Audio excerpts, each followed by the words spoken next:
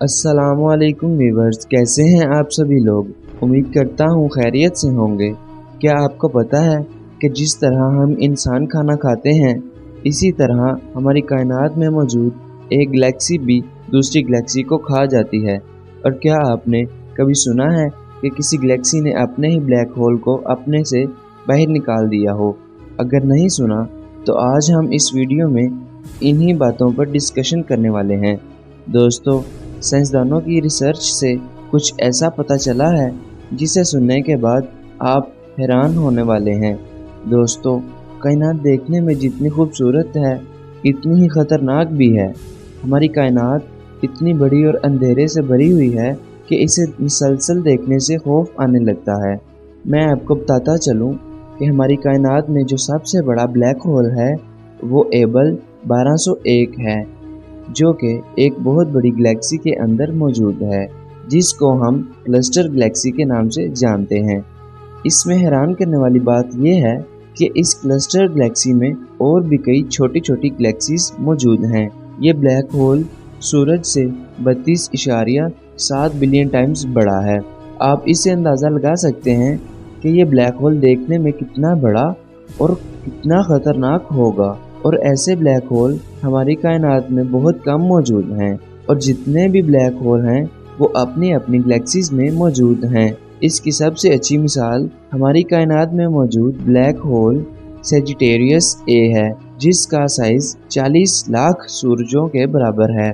इतना बड़ा होने के बावजूद भी वो अपनी गैलेक्सी में स्टेबल है। हमें अपनी कायनात में ज़्यादातर जो ब्लैक होल देखने को मिलते हैं वो सुपर मैसिव ब्लैक होल्स होते हैं, लेकिन ये ज़रूरी नहीं कि हर बार हमें यही ब्लैक होल्स नज़र आएं, क्योंकि एक छोटी गैलेक्सी में बड़ा ब्लैक होल मौजूद हो सकता है और एक बड़ी गैलेक्सी में छोटा ब्लैक होल भी मौजूद हो सकता है। लेकिन फिर इस तरह इनका स्टेबल रहना मुश्किल हो जाता है। जैसे कि एक छोटी गैलेक्सी में बड़ा ब्लैक होल मौजूद होगा तो वो खुद ब खुद ही इस गैलेक्सी से बाहर आ जाएगा, क्योंकि इतना बड़ा ब्लैक होल एक छोटी गैलेक्सी में स्टेबल नहीं रह सकता। लेकिन ये प्रोसेस बहुत ज़्यादा स्लो और तबाही वाला होता है। रिसर्चेस से पता चलता है कि शुरू में ब्लैक होल्स और गैलेक्सीज का साइज़ छोटा होता है, लेकिन वक्त के साथ साथ एक गैलेक्सी दूसरी गैलेक्सी से जुड़कर बड़ी हो जाती है। जिस तरह हमारी एक गैलेक्सी जिसका नाम मिल्की वे है, आज तक बहुत सी गैलेक्सीज को अपने साथ जोड़ चुकी है, और ये प्रोसेस अभी तक जारी है।